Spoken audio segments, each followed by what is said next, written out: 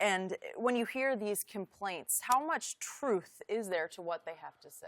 Oh, there's truth plus more. Scott Foster is one of the most arrogant, stare down his nose referees I've ever seen in my 15 years there. Did he tee you up? Okay. Plenty of times. Yep. Plenty of times. Like with the Clippers with Chris.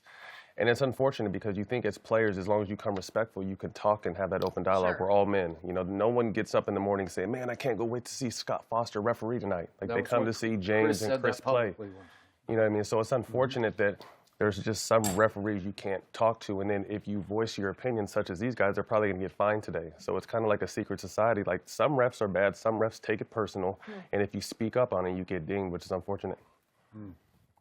The other part is, and they had in 2016, right, a poll with players and coaches, and Scott Foster was voted the worst. No question. So and you just said that when you come out and you don't even flinch or hesitate, and here's the problem.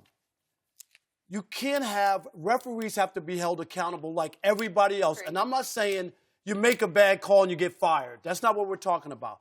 But if GMs make bad decisions, they get fired. Players don't play well, they get fired. This is not like being a Supreme Court justice or you know, the Pope. I guess you get to keep your job, right? For no matter what. But other than that, there should be, like, after a while, when so many people are talking about a guy and not happy with his performance, I think you have to look at it as a league.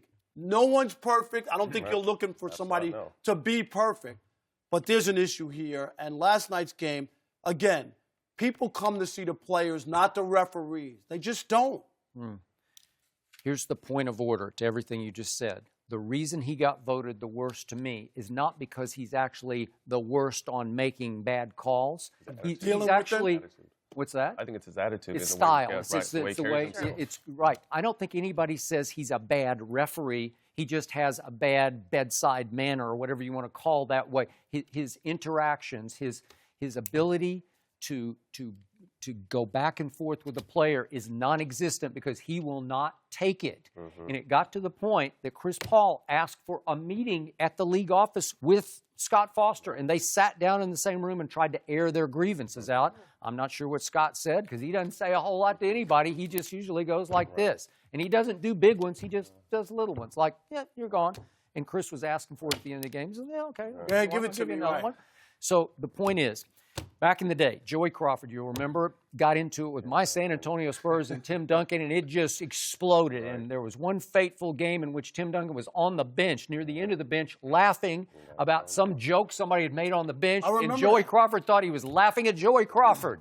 So he tees him up and tosses him, and Joey Crawford got indefinitely suspended for that. The problem here is that Scott Foster is not viewed as a bad referee, so it's difficult for the league to say, okay, let's not put him on Rockets games. Because if you open that Pandora's box, you can't do that. Right. Then everybody's going to say, every team's got some ref they think has it in for that team. Does he have it in for the Rockets? I don't know. Did he make any bad calls last night? I didn't see a bad call. I saw Courtney Kirkland make one on James Harden. It was 6:03 left in the game. Rockets are up 3. If we could see that play one more time, please. And James is just dribbling the ball up the floor, and Rondo's kind of hounding him up the floor. There we go. And all of a sudden, Rondo kind of goes for a steal and then grabs his nose. That's a foul? Yeah, and it was like a flop in effect because there's nothing there. And Rondo's grabbing his nose like, oh, he hit me in the nose. No, he didn't. There was no contact. That's foul number 4 that led to 5 and 6, and they were both charges. I can remember a playoff, during the playoff run when the Pistons, when Larry Brown was coach. And we talk about officials. And I remember Larry Brown, before the game, we're in his office, and he says, who's refereeing? He looked at the list. He goes, we're losing tonight. And I'm just like, what? No, that's Larry Brown. A lot of people do that, though. He said, I'm 1-11 in games with this guy referees. We will not win. You know what happened that night? They lost. And I said to myself, really? That's something. Go ahead. No. That's something in pregame. You know, we always, who's reffing? You know what I mean? You want to know who's reffing because there's certain guys you just have to watch out for. Like I said, it's unfortunate. We go to play, and, you know, being a referee is tough. You know, you're refereeing 10 of the, you know, most incredible athletes on the planet. The game is high speed, especially with the pace of the game now. So, you know, it's tough. But like you said, I think Skip hit it on the head. It's not so much the calls here and there. It's the way his arrogance and the way he carries himself. Like, you can't say anything. You can't look at him. You can't. Beyond reproach. Yeah, exactly. And it's unfortunate. Like I said, it's a high-paced game.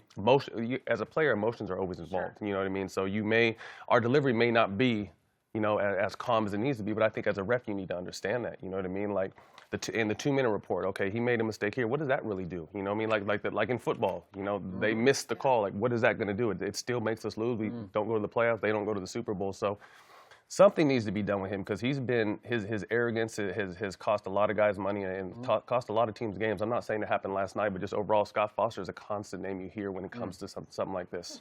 Do you also see or get the feeling sometimes the league has it in they want the Lakers to make the playoffs, and right away, come on, Harden gets 3 fouls in 3.5 minutes in the first quarter. 4 offensive fouls in one game. I've never seen. But I kind of see. Do you know what I mean? Yeah. When you feel like. But I kind of see it's ironic too because James always gets calls. Right. Always gets called. So what happened last night? So a part of me is like, okay, you finally don't get this. Now to the bottom line. I have heard this for years, back to my days covering Dick Motta. He did the same thing. He'd look, we're going to lose tonight.